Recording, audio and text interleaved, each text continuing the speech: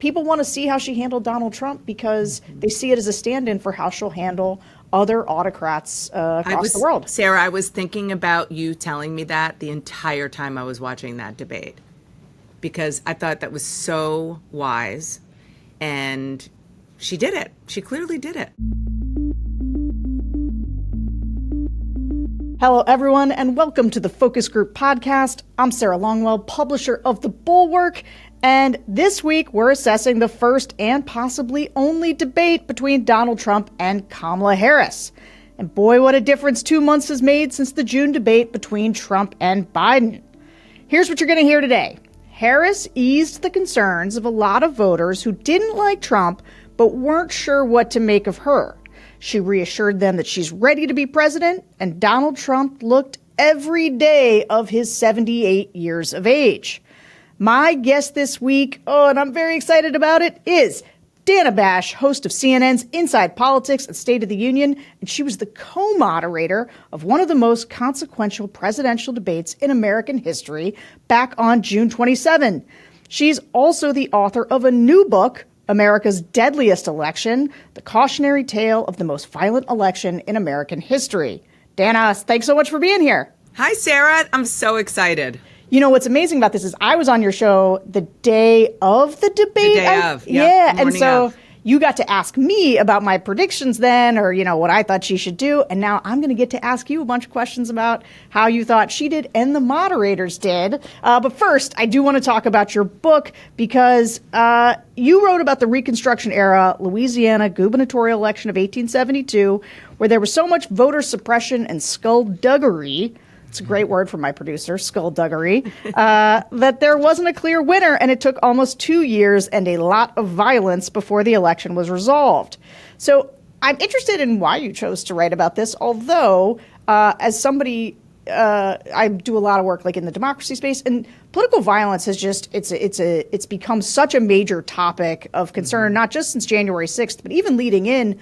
I think I hear this in the groups a lot, like they feel like we're on the precipice of a civil war. They feel like we're so mad at each other. And so, tell me why you decided to write this book.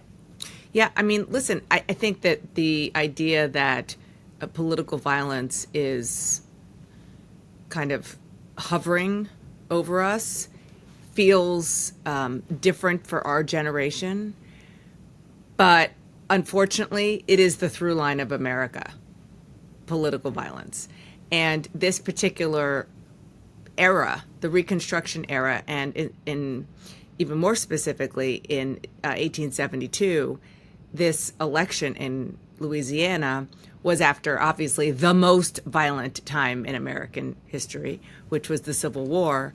America was trying to heal, and the South was having a little bit of trouble reconciling the notion of their former slaves, now freed, being able to go to the voting booth next to them and pick who was going to be their elected officials, locally and nationally. And so what happened was this was kind of one of those, sliding doors where you could go a completely different direction depending on what happens in that moment. This country could have been so different had this election in 1872 not been allowed to go the way it went. And what I mean by that is the election beforehand in 1868, which was the first time in Louisiana in particular that freedmen could vote, black men could vote, and they elected, like other southern states, they elected black representatives because the new voters elected people who would represent them and their interests. Well, by 1872, the Southern Democrats, because it was the solid South, of course, then the Democrats were the majority in the South, and it was the Republicans who were the party of Lincoln. They wanted to give, for the most part, give African Americans rights, and Democrats did not. They realized the only way to stop that representation, that equality, was at the ballot box. And so there was enormous corruption, fraud, intimidation, disenfranchisement, and violence.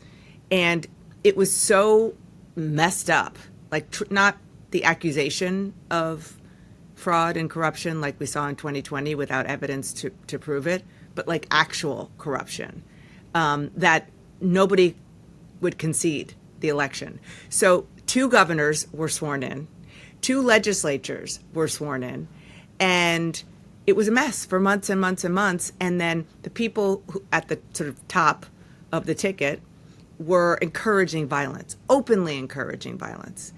And their people listened. In a parish called Grant Parish, named for Ulysses S. Grant, who was the president at the time, there was a massacre called the Colfax Massacre. And about 150, probably more, black men were murdered in cold blood. It was horrible. And in order to try to find justice, it was decided that they would be tried in federal courts to test the 13th, 14th, and 15th Amendments that had just passed in an attempt to give rights to black men. It went all the way up to the Supreme Court.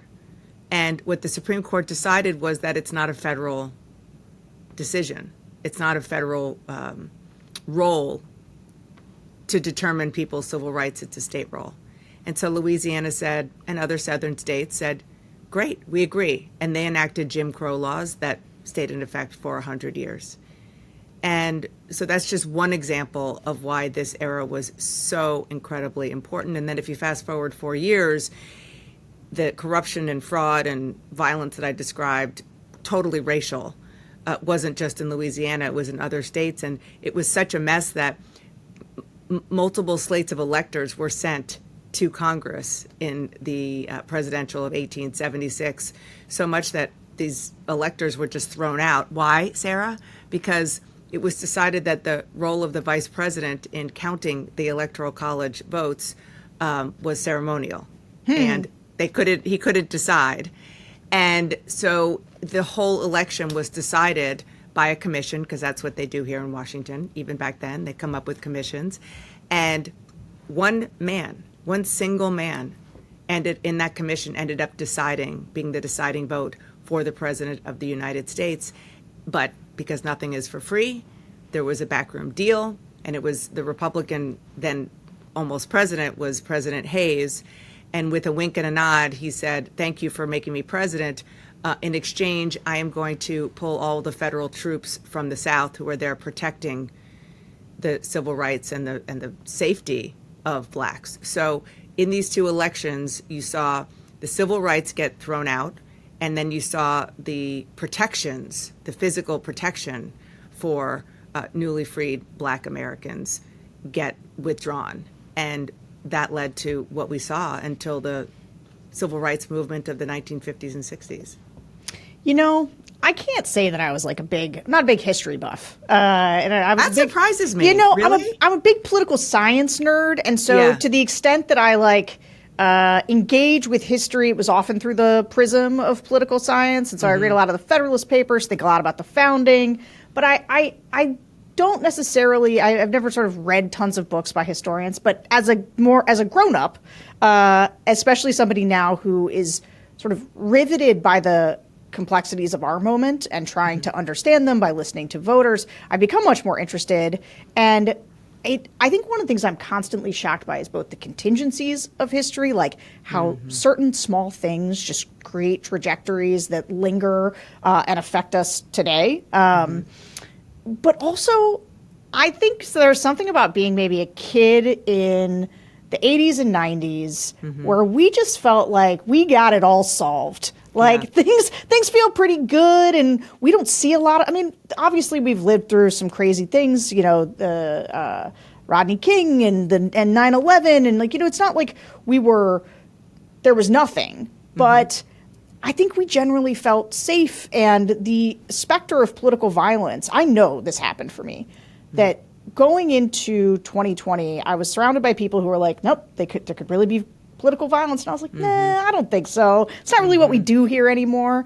And then we did. But when I listen to you and when I read books like yours, I am reminded that we do have a brutal, violent history that is a through line. And it's both an attempt to keep people out of sort of the promise of the American experiment, right? It's about excluding people and also about people fighting to be included, right? Fighting for the right to vote. I think a lot now about the right to vote and where it came from and how many people, I mean, it's a cliche, right? People bled and died for it, but of course they did. I knew nothing about this era, and I feel really bad about it, and I was embarrassed about it, but it says a lot about our education system. As I'm older than you know, going to elementary school in the late 70s, early 80s, high school in the late 80s.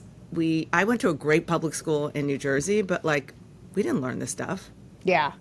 Hey, is there something comforting about, first of all, let me just say that I appreciate that you were like, I don't know anything about this, so I'm going to write a book about that. That's a very specific kind of thing. Well, I want to be totally transparent in that David Fisher, who's my co-author, he came to me with this idea. Okay. And he was like, this is an incredible moment in time. It wasn't, it's not well known, and we should write about it. And because I obviously cover politics for a living and elections and covered 2020, you should do it with me. And I said, okay. It's great. Sure. Does it give you comfort? Because I'll say there is something comforting. I don't know if comforting is the right word because it's kind of a nice word, but I guess the fact that this is not a unique, like it's unique to us, but it's not. Like we've survived it before. We've survived it. That's right. We've come back from this. Yeah. Is there something about giving it a longer lens that makes you feel better? It's a whole lot worse than it is. Yeah. It could be worse, and it was worse. Yes, I definitely feel that way, but I also feel like we have to keep these moments in time alive because, yes, we survived, but at what cost? We survived barely. The leaders back then engaged in these compromises in order to just not have another civil war and to unite the country. But the unity on top was like literally a Band-Aid, and underneath it, the wound was still very much festering. And so I think that's another really important lesson. And never mind just the lesson, like you were saying, of making sure people vote, making sure that their votes are properly counted. And I mean, another sort of deeper part of this book is who is in control of the voting booths, of the certification of votes. In Louisiana, it was called the returning board. In other states, it's called the canvassing board. There are different names for them in different states, but at the end, it is about who is in charge of deciding who wins the state and whether or not the people in that state accept it, whether that decision is legit, and then on the presidential level, whether it can be approved. That is all very real and sort of scary stuff that we need to be thinking about now, looking at these states, Georgia, Pennsylvania, Arizona, Michigan. I mean, this stuff matters so much.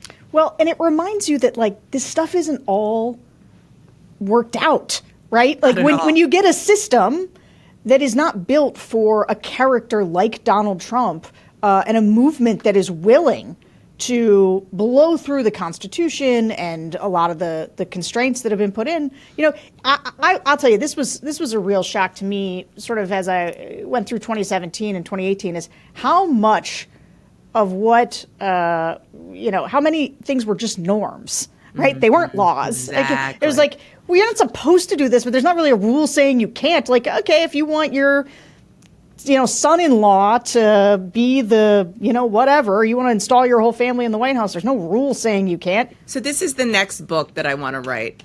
And maybe you can write it with me because I'm trying to figure out the best way to I'm still noodling it in my head, which is The End of Shame.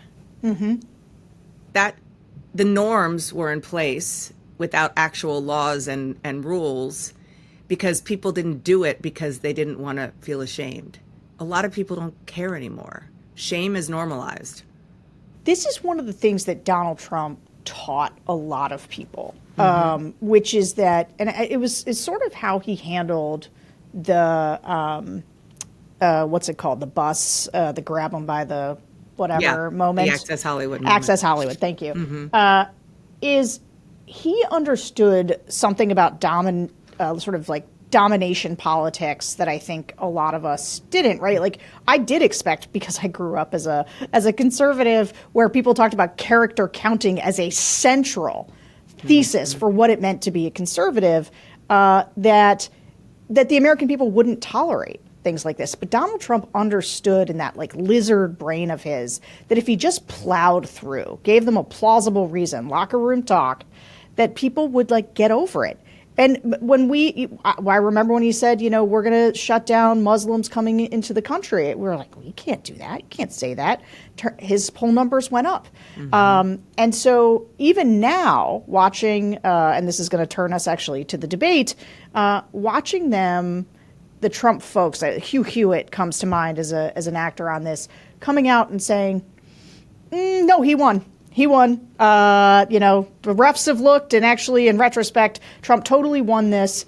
And Donald Trump's claiming that he won. There's this way in which, and it's a line from 1984, right? Like they demanded that you ignore your eyes and your ears, and that is it. There's a lot going on there. It's some of it's shame, some of it's propaganda, some of it's the way tribalism is working on us. But there's a lot to mine there, and it is why I do the focus groups, because I'm trying to understand what it is about people. And I'll say, I do not compare this time to 1932. I don't think that's like exactly. I don't think that's what we should be doing. But I will say, I remember being as a young person, always wondering when I learned about the Holocaust. I thought, I don't understand how that could happen. I don't understand. It just seemed to me, it boggled my mind.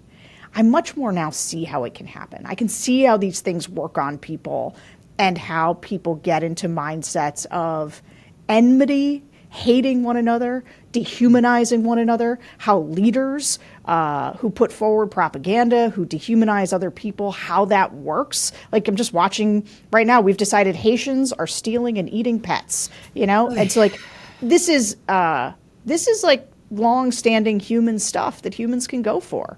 Yeah. No, it's very true. All right, let's talk about the debate because I want to get to it. Okay, let's do it. Because I know that our listeners are like, Longwell, give us the focus groups. We got to know how do they feel about that debate? It tracked with what we're hearing sort of broadly from the public, which is that Harris won the debate and Donald Trump definitely lost. So let's start by listening to how a group of Trump to Biden, so our flippers that we talk about on the show a lot, these are kind of your swing voters, how they talked about the debate the morning after. It felt like a lot of the things that Trump was, criticizing and exploiting Joe Biden for, now he's the old man that can't keep up, and that was kind of a fun dynamic. I had not heard a single thing about people eating pets, people eating cats and dogs, but that kind of leads to the fact that what I liked most about the debate was the fact that they did fact check. Yes. And finally, for once, somebody went, no, you're wrong. They don't kill babies after they're born. That never happened. I like the fact that they were even about it. They fact checked both her and him. So it wasn't like they were all ganging up on him, but that was something I didn't see coming. I literally did a spit take. Joe Biden was kind of moving at half speed, and it was just easy to hit him below the belt easier, whereas Kamala's sharper, more intelligent, articulate. She was pretty much built for this, I feel like, to put him in his place, but in a way that's, informative and comforting almost. Whereas Joe Biden left a lot of people feeling unconfident, and it makes sense. It's like someone bullying someone in a memory care unit. That's just not nice. Harris being more presidential, that's obvious. We know Donald Trump is just going to run people through the mud. And I was actually pleasantly surprised at Harris because, like many of us, we haven't heard much from her. She addressed most of the issues pretty well, and she gave Donald Trump like what maybe other candidates couldn't. She was a little bit sarcastic or talking back with him, which I appreciated. But as much as it is entertaining, I don't know that that's what we need in a presidential debate for 2024, but it's just where we're at right now. I don't think that we can group her with Biden. I mean, that's just so typical of Trump. He's just bullying. It is that like Trump wants to do the same old things where Kamala wants to kind of try something new. I think in Harris's remarks last night about her not being Joe Biden, she said, clearly, I'm not Joe Biden. I'm not Donald Trump. She was channeling her Obama there, and I think it came across really well. She also spoke about the future many, many times, whereas Trump has the concepts of a plan. And I got so tired of hearing Trump rail on how many millions of criminals are being let into the country and people's crime rates are dropping, but ours are going up. But I'd like to know where he got those stats. After the second or third time hearing it, every time they started talking about immigration, I kind of just tuned out for a little bit. Well, I think that Kamala handled that very well, actually, and pointed out that Trump influenced a lot of people to shoot down that multi-billion-dollar border bill. And Kamala's words really resonated with me. She goes, he's campaigning on a problem. He stalled a solution so that he could use this against me. He was picking at Kamala like, well, you didn't do anything the last 3.5 years. But the same could be said about him because he's been a president for 4 years. And like we were talking about the Obamacare, he wants that change, but he did nothing. So, he's picking at her for something. And I kind of feel like, he had his chance and he was the man. And I felt like he didn't do anything. Trump was so negative and divisive, and there's no hope, but he's going to fix it. Now, at least there was optimism coming from the Harris side of the thing, and it was a breath of fresh air, which is what we need in this country.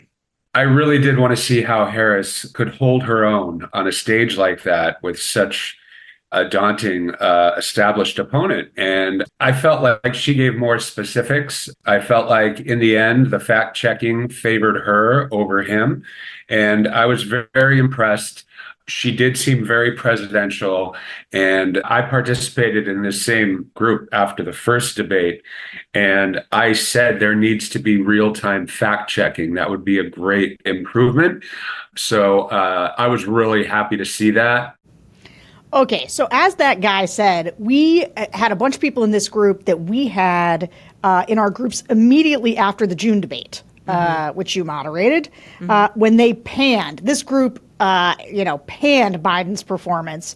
And so we talked a bit about how they viewed this debate relative to the Biden-Trump debate, which is why you're hearing some of that. I want to talk about your own debate experience. And so back when you were moderating the June debate, what went through your head as you were watching sort of this performance unfold? And I guess I'm interested. I mean, I will take anything you want to tell me about like what the pressure's like, because I, as somebody who does have to perform in public sometimes, I am just so acutely aware of both for everybody who's there, Trump, Kamala, the moderators. It is it's a big pressure moment. And then I'm dying to hear your thoughts on the fact checking. Yeah. Okay, well, first of all, on the pressure, yeah, so much pressure.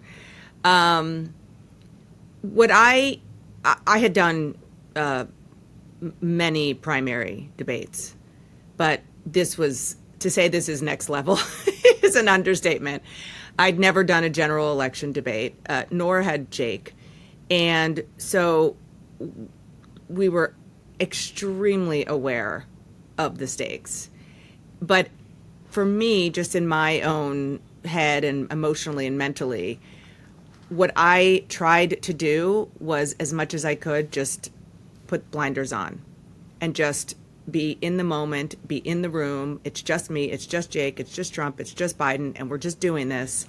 And try not, I mean, when you're performing on TV, especially, you obviously have to think about that aspect of it.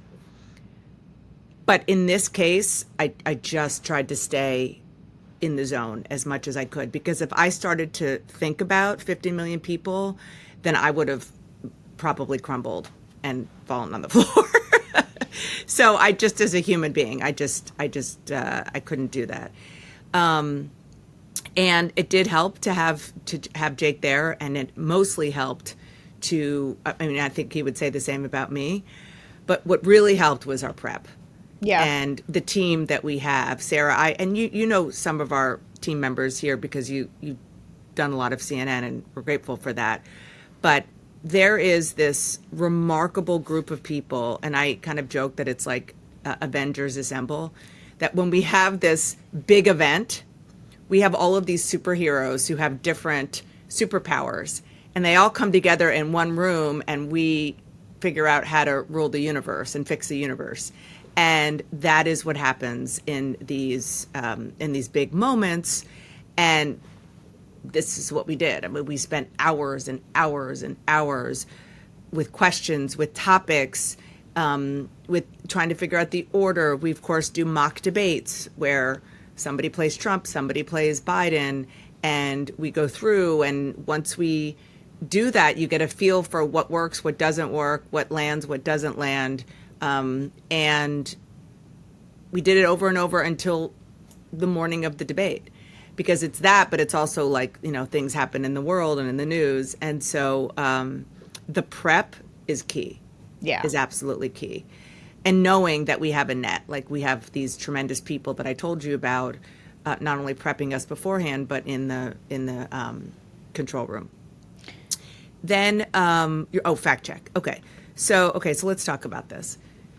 So we approached the debate in a traditional way, which is since 1960, since Kennedy-Nixon, the debate moderators have been facilitators and not participants in the, well, that's not true. We're obviously participants, but we have been facilitators when it comes to the content of what they're saying, except for when they don't answer your question. I have, in primary debates and in the general election debate, followed up. My question was, President Trump, will you accept the results of 2024? Second time, third time. Okay. And the feeling was that once you participate with more than that, you're putting your thumb on the scale. And why is it when I'm doing an interview, I'm definitely responsible for fact checking, real-time fact checking, which is not easy. I'm absolutely responsible because it's just me and the person I'm interviewing. Same goes for a town hall. CNN often does these town halls where it's me or one of my colleagues and the elected official, presidential wannabe, and a room full of people asking questions. Fact check is key. But when it's one candidate and another candidate and they're going back and forth, our approach to it, again, just going back to how I started this, was more traditional. It's up to Joe Biden to fact check. And ABC took a different approach. And that's just, again, like a different philosophy. I think things have changed now because there's lots of debate about this approach. I will say one of the voters said he was happy about the fact checking, which is interesting. Also said that it was balanced. It wasn't. And I'm not saying anything negative about my friends at ABC. I think they did a terrific job. But there were, I believe, 4 times where they fact-checked Trump. And look,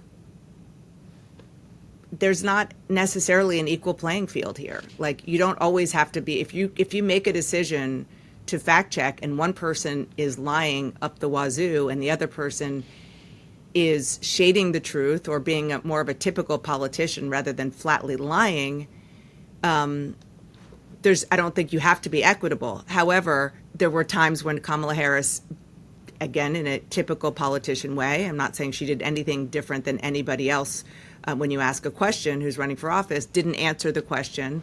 There wasn't follow-up, like, well, my question was. Or so I guess my point is that to me, it looked like there was a very deliberate plan to fact check Donald Trump because of the fact that he lies more than, and just lies, it's not even shading the truth, he lies more than any politician in our lifetime that we have seen in the public sphere. and they were prepared for it, and that was their approach. And there's a big debate about that.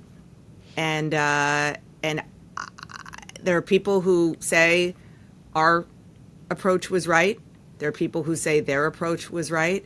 And the way that media organizations approach debates, I think from now on, is going to be more of a jump ball. I mean, what do you think? I'm curious about your perspective. Yeah, so the night of, as I was watching it, I was like, when they did the first fact check, I was like, oh my gosh, do my ears deceive me? Are we going to get a fact check of Donald Trump? And I think there's a little bit of having listened to this guy lie.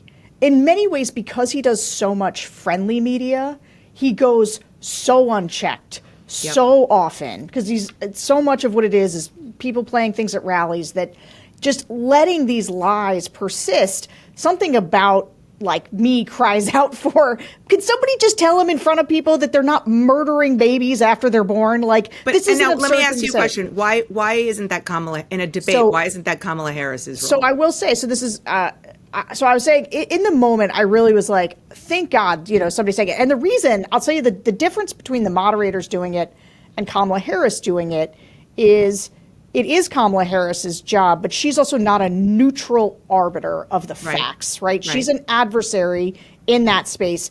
They're the ones who are supposed to be neutral. And so, so them, it seems like a natural role for them to be in some ways arbiters of like major truths. That being said, subsequently, first of all, I think that the right wing, where you guys are getting major kudos, so you guys are, you and Jake are being very celebrated for your performance among folks on the right, because they did feel like it was even-handed. And you guys, nobody was putting their thumb on the scale. I would say in retrospect, having thought about it a little bit more, I don't think it was terrible for them to do it once or twice. I think doing it 4 times, and I think if they were going to do it, they needed to find a way to do it to her too. Right. You're saying it in a much more articulate way, because I'm being cautious about it, because I don't want to this is piss everybody off. Yeah.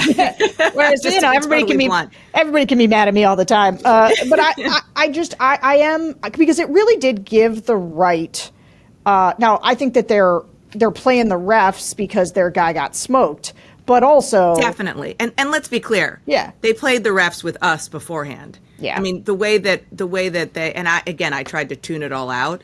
I took Twitter off my phone and everything before the debate, but playing the refs is like, that's what they do on both sides. So I do think there is peril. Like, there is a lot of peril in getting involved. And I think Candy Crowley, this is like the part of the reason that I think people are like, let's not do this, is because that happened one time and it was a big disaster, right? And so you do want to be very careful. It's a tough call. I think the media trying to figure out how to handle Donald Trump, I get frustrated myself sometimes, but I also just think it's a really hard thing to do. It is hard. And again, the ABC made the decision that Donald Trump is a unique character who should have a unique set of rules applied to him. And just on the other thing, on the Candy thing, who I will say that I love and has been a mentor and a wonderful person, part of the sort of lore about the danger of fact checking is that if you're going to fact check real time, you better be right. Yeah. And there was one moment when it was about crime stats, and I can't remember which of the moderators said, but crime's been wrong. going down. If you look at the FBI stats, crime has been going down. FBI stats do say that. But Trump was also right that the FBI did not have the crime stats in major cities because the major cities have not reported those stats to the FBI. So this is like, you're going to go down a rabbit hole of nuance where everybody has a point. Yeah. And I don't like that last part Trump said, but I don't know if people believe him. And I don't know that he's behaved in such a way that he deserves the benefit of the doubt. The benefit of the doubt, yeah. Yeah, I think there's a lot of fairness in this. I think that the first thing that they checked on, I can't remember if it was the murdering babies, but I thought that the fact check on Springfield and that they're eating dogs and cats, Yes. I thought that was super fair because it's a news story and Yes. it's one that like there's a lot of like, wait, is this happening? What is going on here? And as news people, they had the opportunity to like call them and say, okay, this isn't happening.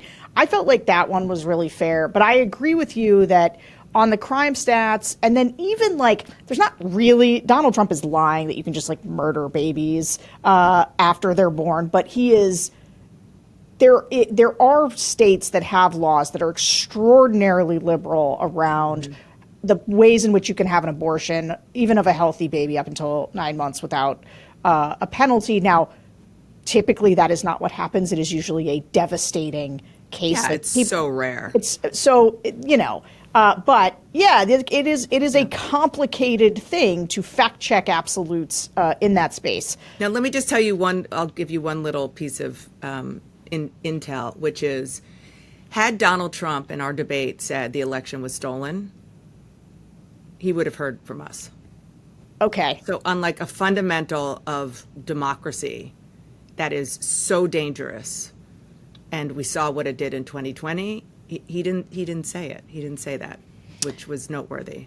That is true. Although, I will say, did you guys, you did ask about January 6th. You did, right? I'm pretty sure you did. Yes. I did feel like it Yes. played Yes. a slightly bigger role in this debate Yes. than it I think did. No, it did. It did. Our focus was more looking ahead. Yeah.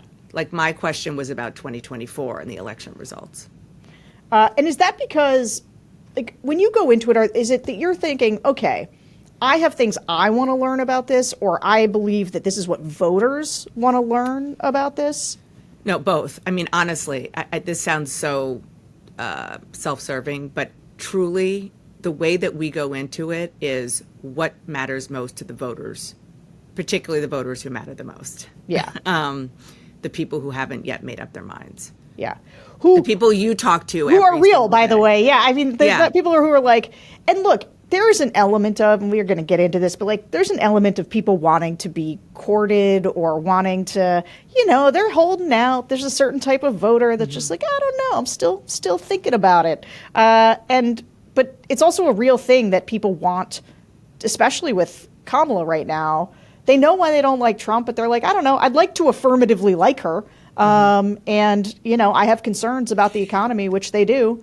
Can I also ask you about this? I'm sorry to turn the tables on You can't stop being the interviewer. Yeah. No, because I think about this a lot, and I'm curious because you have an informed opinion on this since you talk to people who are undecided all the time.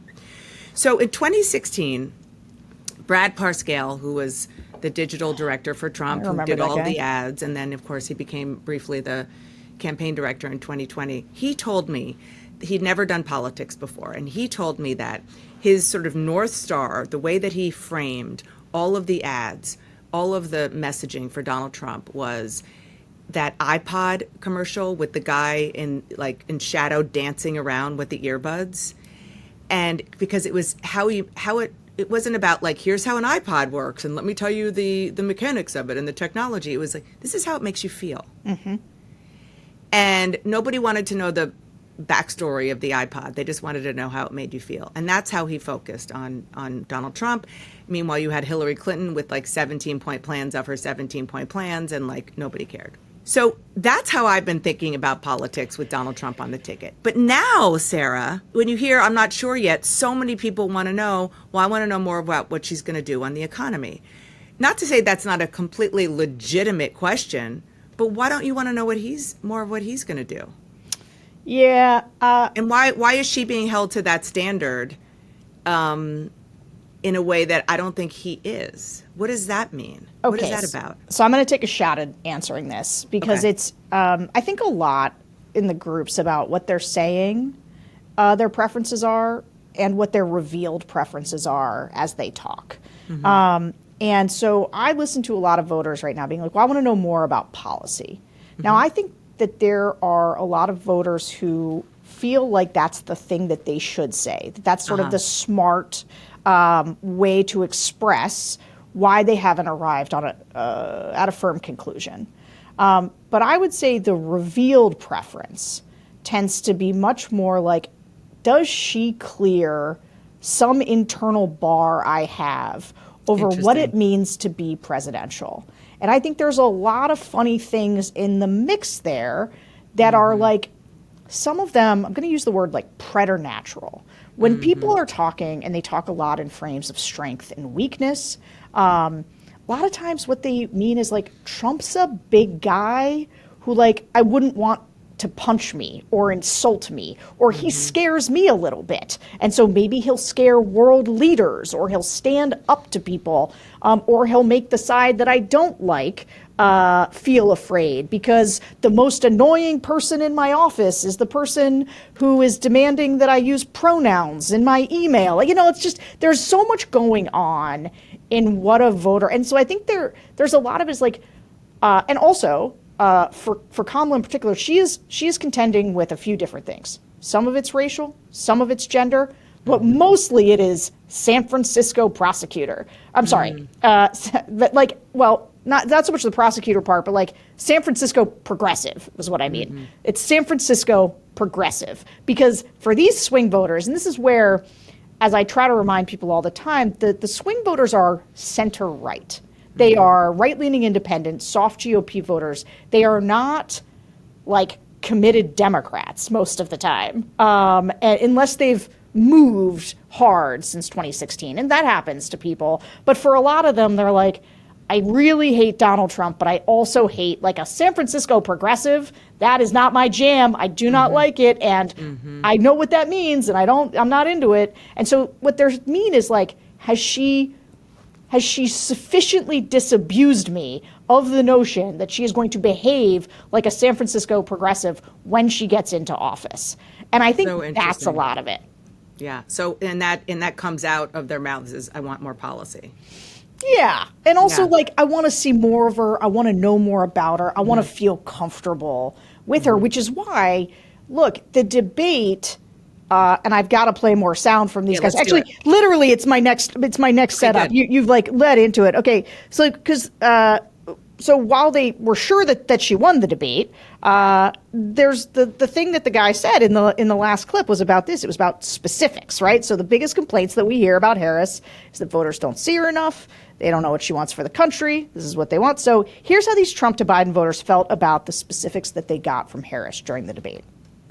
I was hoping for some answers that I didn't get. I think the biggest thing that we need to deal with now is, because it is a dead heat, they both have so much baggage that I was hoping to get some of that addressed last night that just wasn't addressed. Some of the things that Harris did in California that were never touched on. They did touch on part of Trump, so I thought that was good. I think that Harris was the clear winner. Trump would start out great and then just literally drive himself into a wall after about 30 seconds. She gave specifics, he gave generalities on every single topic. What are you going to do? Well, she said, I'm going to do this, I'm going to do this, I'm going to talk to this guy, I think they need to do this. I'm just going to fix it. How? I'm going to be so awesome, you just can't believe it. Well, how? And he never did do the how, other than by the sheer force of his personality and will, he's going to make it better. I feel like a lot of the rhetoric in the debate space in general is really emotionally geared, and it's like lacking a lot of information. So, I mean, I went into it kind of expecting that, taking it with a grain of salt and trying to be entertained by it more than I'm trying to like base my opinions around whether I'm voting for each candidate. I think it's just more important to take the time to look at the hard facts on your own, not just base it on a debate, because they're just insulting each other, saying ridiculous things. And, you know, a lot of that information that you're hoping for is just lost in the ethos. I wanted some answers, which in the beginning, Kamala didn't seem like she was going to give, but she got there. She was definitely very presidential. I live in Georgia. We just had a school shooting here, as I'm sure most of you guys know. I am a gun owner. I own plenty of guns, so I wanted answers on guns, abortion, Gaza, Israel, stuff like that. I feel like I got all the answers from Kamala, but Trump just sat there taking her bait and not answering questions, I feel. I don't really expect to get answers in a debate. I would like that, but past experience, I think, has shown me that like it's rare that those lingering questions that I have get addressed. Last night stayed with that. I thought Trump started off decently. Like I remember like being like just sort of surprised at him at the beginning of the debate, and then I felt like about halfway through, maybe a little less than halfway through, that he just shot himself in the foot. I think she was the clear winner. She was more presidential, and he did a poor job of taking her bait and allowing himself to get upset and caught up in different issues that we didn't need to spend a lot of time on, in my opinion. Through some of those discussions, like with Russia and Ukraine and the Middle East, I was just coming back to the fact that like the two of them standing on the world stage, her just having just a better ability to present presidentially, to present like she's a leader. And I have conflict with that because that's not totally what it's about. Like the substance is really important, but I did find myself just keep coming back to that. It would just be nice to go back to a place where we have a president that can just stand on their own on the world stage and not be a joke.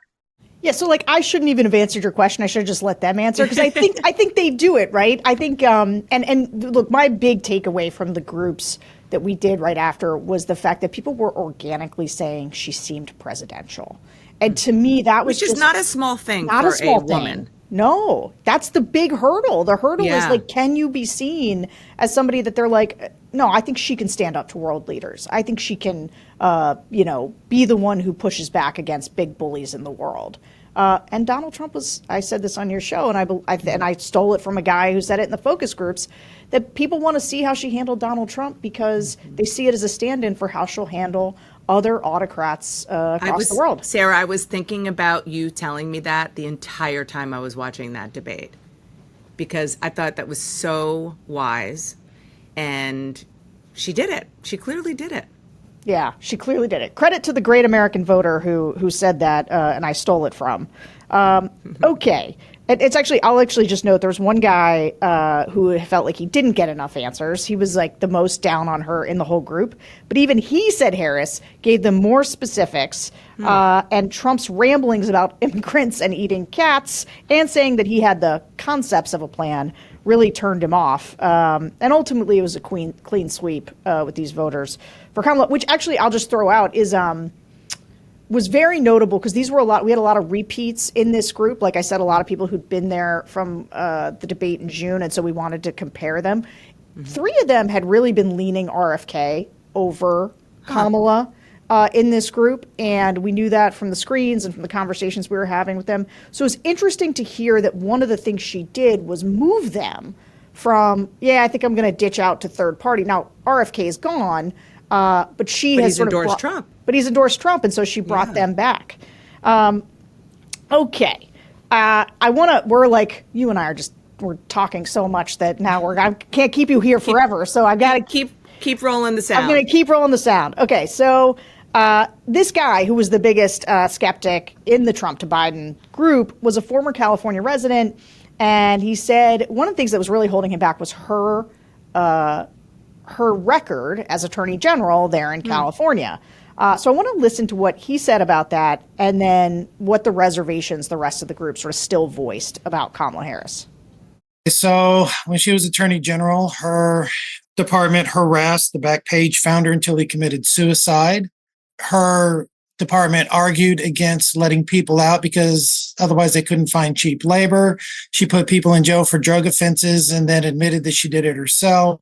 She withheld evidence until she was forced by a court to do it to get a guy off death row. She's a bully in a completely different way than Trump. But yes, it may have been her department, but she still was over it. So she's done a lot of really horrible things that nobody's asked her about yet. And I was in California. I lived there when she was the Attorney General.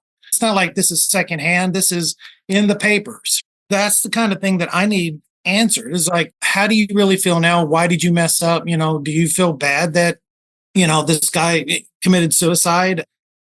And nobody's asked her about that in the way that Trump has been asked about his stuff. That's like the one thing that I need answered is explain yourself on this. Pretty much after the debate last night, kind of decided that it was going to be a Harris vote. And actually just brought me back a little bit. I'm gonna have to do some research now. I feel like you should be hesitant toward any politician. They're all doing something. I mean, I would argue that Joe Biden was not always great in the past too, and I'm not even that educated on it. But yeah, they're all kind of bad.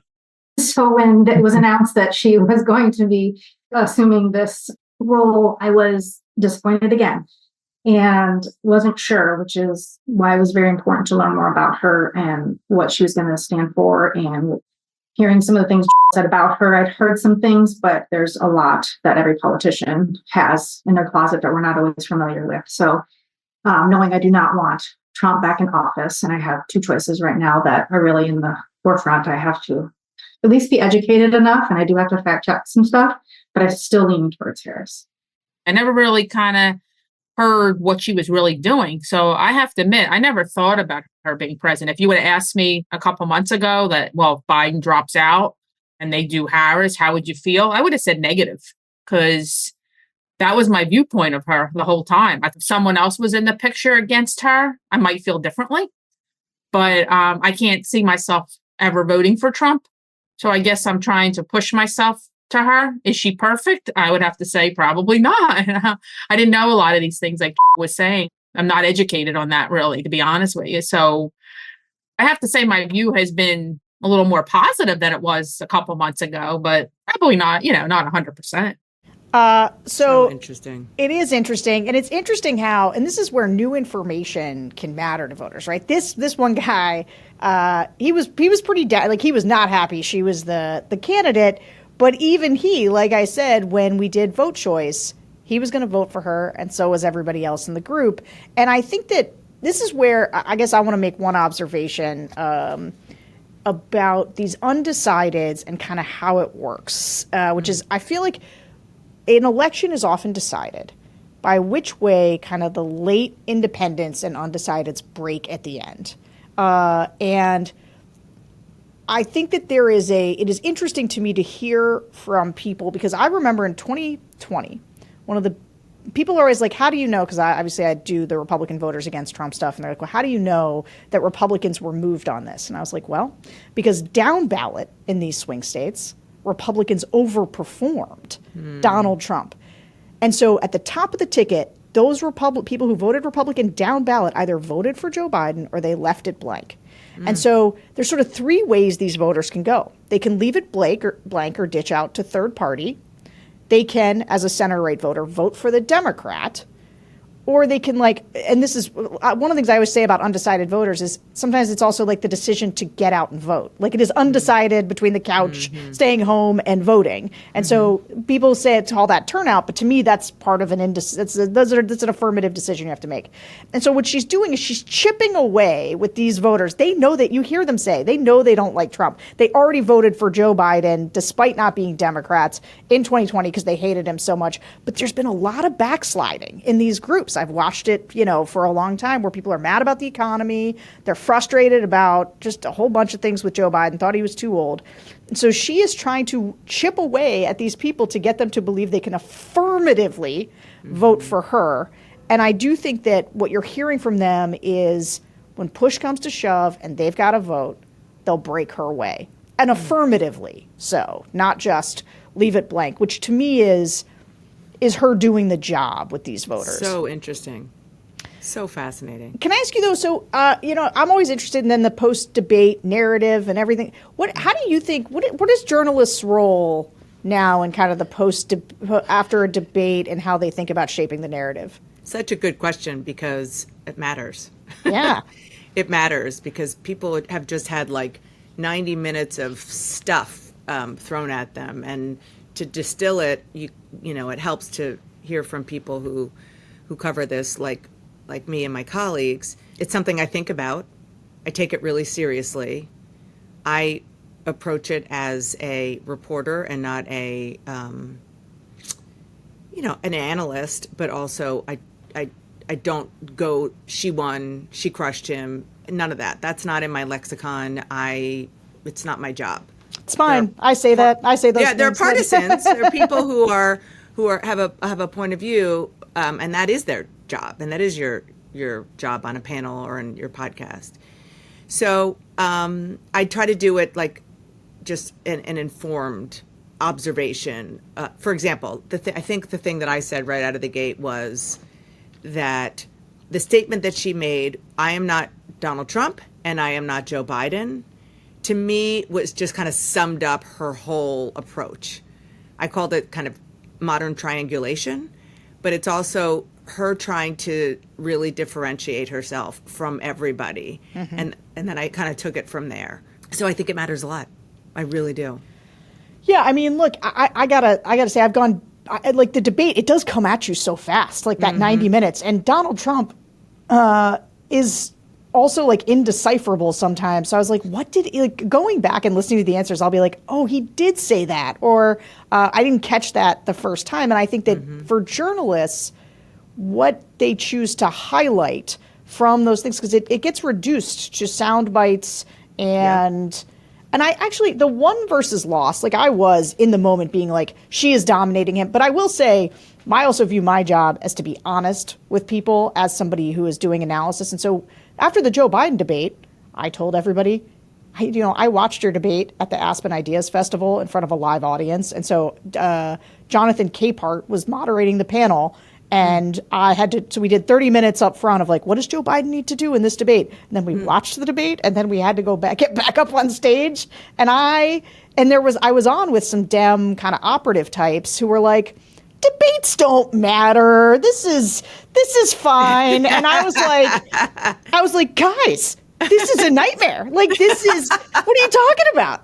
That's campaign ending. And then I did spend the next, much to many people's annoyance, being like, Joe Biden cannot continue this campaign. And part of it was because I was listening to voters incessantly say, I don't think he'll live through his next term, and I don't feel like it's responsible to vote for. These were like soft Dems saying, I don't think I can vote for him. And then you'd listen to like hard Dems be like, well, I'd vote for his brain in a jar. And you're like, all right, well, it'd be better if you didn't have to do that. Like, I think we could all just admit that up front. And so I think just from listening to voters so often, I can see them warming up to her with this. And I think that I want to hear more about the policies is like just part of the warming process. And one thing I also know is that the more voters see of Donald Trump, the less they like him. That has always been true, the more he's in their faces. And the amnesia that Democrats have been beating their heads against the wall about with him, about what it was really like when he was president. Yeah. And just kind of I mean, this is their argument. Yes, maybe you had more money in your pocket because the economy is cyclical, which nobody will say, and there were reasons for that, but pre-pandemic, obviously. But what about all the rest? I feel like that fog is lifting a little bit. Yeah, I think that's right. All right. I want to turn to how a group of 2020 Trump voters who are down on Trump. So we screen for this type of group a lot. People who voted for Trump, but they're like, I really don't want to vote for this guy again, partly because we view them as in our persuadable universe of people we're trying to target.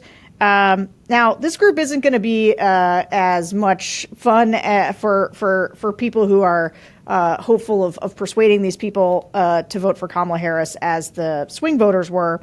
But it is clear that this debate did nothing to make them less down on Trump from their assessment of his performance. Let's listen.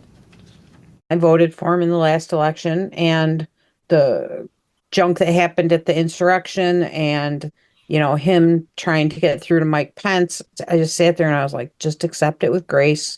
They were asking him direct questions, and I'm just sitting there and I'm just saying, just answer the damn question. The debate last night was like a tough watch. He kind of berated Kamala for like, well, you only have 4 sentences in your plan. It's like, okay, what's yours? Do you have a single sentence? He said he has a concept of a plan. That's just like not good enough for me. It said with the abortion laws, are you going to veto that? Because I went out and voted so that my state would have that, because that directly affects my young adult woman life. Like, that's terrifying to know that you could just come in and say, nope, actually, I know you voted on that, but we're going to change it. Where Harris was like, these are my plans and this is what I want to do. It felt like all he did during closing remarks was like name call and be mean to her. It was like, is this really like how you think you're going to like sway me? Yes, I was on board with Trump 2016 and 2020. I really like the slogan, Make America Great Again, and especially like the stimulus checks that came about, because during COVID, part of the time I was unemployed. So that helped out quite a bit. But now, really worried about the comments last night about food, goods, and services, the prices going sky high through the roof, and about the tariffs being imposed, the price hike occurring as a result of that. And also, I was thrown because he never did answer the damn question on if he would support Ukraine to win the war against Russia. So basically, I'm appalled by both candidates, and I'm very disappointed in Trump because I thought initially that he was going to bring a breath of fresh air to Washington, and he was going to be able to come up with a better program than the non-program that his predecessor had. And what's tragic, actually, is that he's not matured or changed at all as a result of having been president for 4 years. He's not more flexible or open-minded or courteous or in any way a better human being.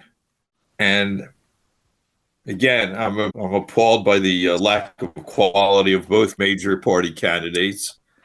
But Trump is a tragic figure because he's incapable of coming up with any kind of meaningful program. A big issue about healthcare, which is so horribly expensive in this country. He has no plan. He says, well, I'll have a great plan and come up with it. Well, what's your great plan? At least give us some idea of what the great plan is. And another disturbing remark in regards to Trump is that immigrants are now eating your pets. Okay. Even if that's true, I don't want to know about it. Thank you. That was the weirdest remark of the whole debate. I wanted to hear about this Project 2025 thing that I kept on hearing about. That's scary to me. I support Christians. My son is in a Christian private school, but I don't like this radical outlook of what they got going on in that plan. So I wanted to hear more about Trump. Thankfully, he did mention that, he's not going to look at it, but that's right now. I do have some concerns with that because I feel like with the right money, because money talks, and maybe a middleman for that establishment coming to him, will he look at it eventually during his presidency term? So now let's listen to what the disaffected Trump voters had to say, though, about Harris. I was hoping for some clarification on what their plans are.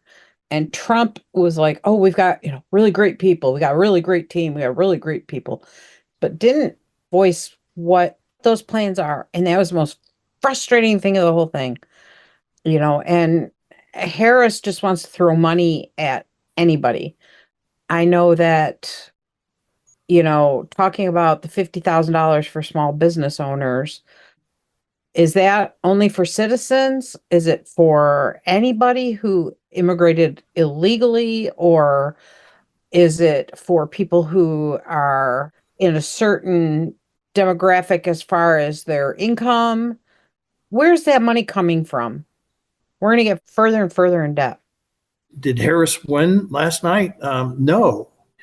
And the reason why is because she needed to show that she had some programs or what define herself, and she didn't do that because she didn't answer any of the questions. And I was disappointed about that. Honestly, I'm not voting for Harris, so I'm not voting for Trump. But she did not do her job last night and define her positions. All I heard was, I'm going to give these people money. I'm going to give these people money. I'm going to give these people money. Hey, don't give small businesses $50,000 or whatever you're going to give them. Go back and collect the billions from COVID that nobody administered properly. I don't want to rant and rave, but I'm very disturbed with Trump. But boy, if you think Harris is the savior, we're in some deep trouble here. I just wanted to see, now that Harris is part of the campaign and has the Democratic nomination, that what will happen now with the new debate. And my key thing was that I was looking more so about how you're going to help better this economy instead of insults and dodging questions. And the whole night, I saw that certain questions that were asked by the moderators, they were more so on Harris' side than Trump's side anyway. So Trump was getting the fair end anyway. And I think the best point for Trump was at the very end when he got to do his closing statement. And he spoke more about the 3.5 years that Harris been vice president. What has she done for immigration? What has she done to help with the economy? He said, "You haven't done nothing." So I was really hoping to have like a clear winner of like, wow, that was amazing. Like you really touched on all the things I'm worried about. Oh, I feel so much better. Like, here's my plan and here's how I'm going to make it happen. Not, well, here's my plan. And, well, where does that money come from? Am I going to be paying for your $50,000 small business startup money? Like, I can't have my taxes raised any higher. And it's also really scary to hear that people who are going to move their Airbnb houses into, residential homes is just going to jack up the price because they know, hey, you're going to get that $6,000. Harris, she sidestepped totally the question about immigration, and she just really didn't say anything about that and everything else. And of course, Trump, when they asked him about the January 6th insurrection, he said, "Well, what about all the prosecuting of all the people that burned down Minnesota?" And he sidestepped that too. So these are former Trump voters, but they are now the double haters, and in a way that I think the swing voters. Sort of the Trump to Biden voters, that coalition that Kamala Harris needs to keep together, it feels like she's moving them back to a place where they're getting comfortable with her. But these Trump voters who are like sick of Trump, they're still kind of a pox on both their houses. And ultimately, there was one person in the group who was going to vote for Harris. There was one who was going to go back to Trump. But the rest were going to sit it out or go third party. A lot of them had actually been kind of interested in RFK. But as I always say, the most important thing is to build the biggest, broadest anti-Trump coalition. So I'm not going to be complaining that hard about Trump voters moving off of Trump.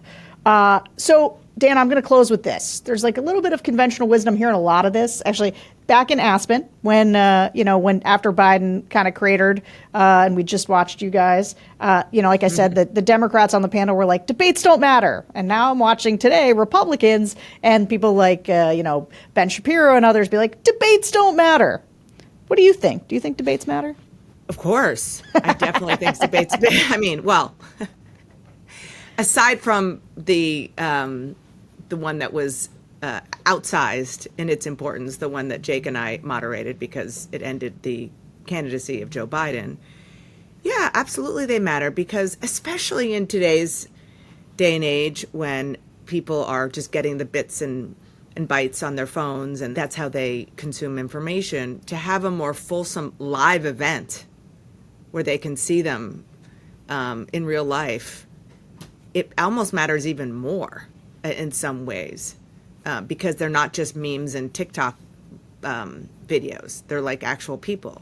Don't you think? I totally agree. I think that, and look, I think that saying right now that debates don't matter after one of the debates just literally took out both the sitting president and nominee for the Democratic Party, like that's a nuclear hot take, because, I mean, clearly they matter and they make a big difference. But your point about it's one of the only times you get to see them face off against each other. They have to answer questions from, I think, moderators who are working to be stand-ins for the voters, and they're deeply important. And and I want to congratulate you and everybody else who does the moderation, because I think it's a really hard thing to do.